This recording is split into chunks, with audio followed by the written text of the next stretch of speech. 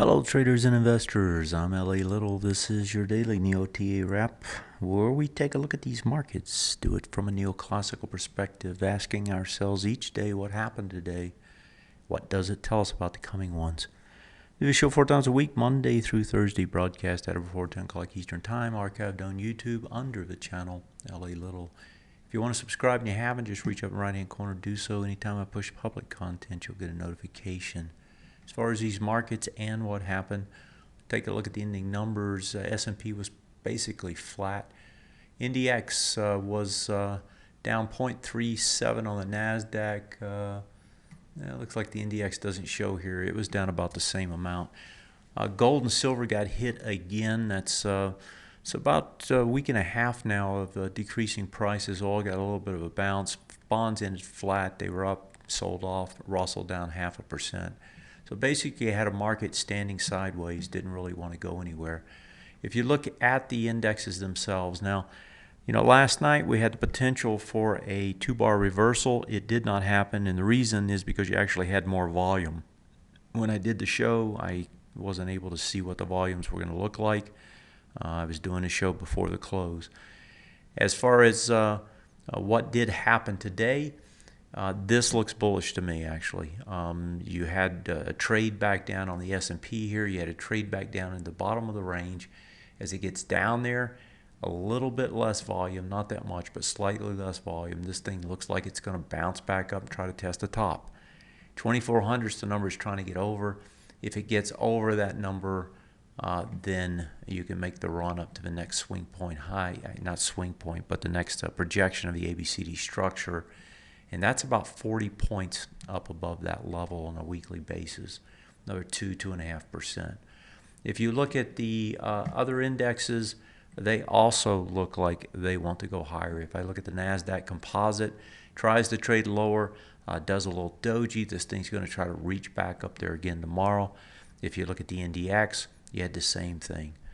Finally, if you move the Russell, the Russell, of course, is the odd man out, has been for quite a while. But even on the Russell, there's a suggestion here that you're probably going to see some sort of a bounce attempt, and that is because it's coming into the bullish retest regenerate zone. First time back, more than 6 bars. When that happens, you usually trade into the top third of that area. That's right where it got into today. It actually got about halfway in. That should lead to a bounce back out of there. How far can it go? Then you need to measure up where you can go to. That's probably up into this area. That would be a good bounce. That's on the Russell. So if the Russell actually flips around, maybe the Russell tries to play catch up as it's done so many times before, where the other index is just going to creep higher or maybe have a slightly higher bias. That's just looking at the indexes. If I move over to the sectors, on the sectors, the only one I see that's showing any sign of real weakness is the consumer discretionary. So much of this is about Amazon, and that one is struggling to hold its gains. It's actually trying to pull back.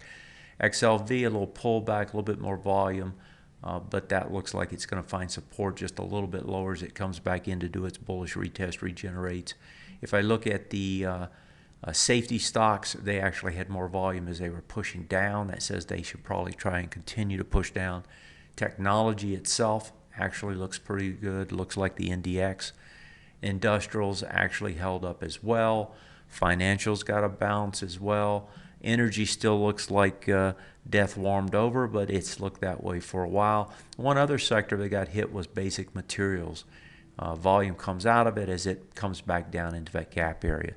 But when you're looking at the heavy sectors, financials, the industrials, the technology, those three, the consumer discretionary also goes in there, but it's showing a little bit of weakness now.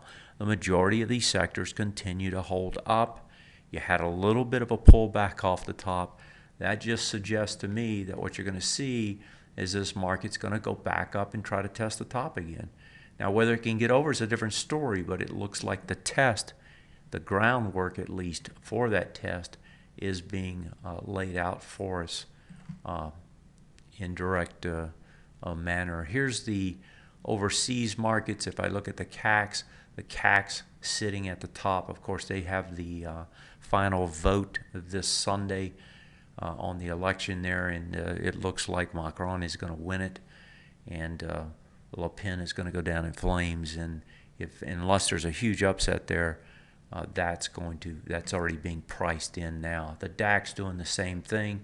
So you've got big strength in Europe. That's also holding our markets higher. And if we look over at Asia, Hong Kong sitting towards the highs. They've got a day off today.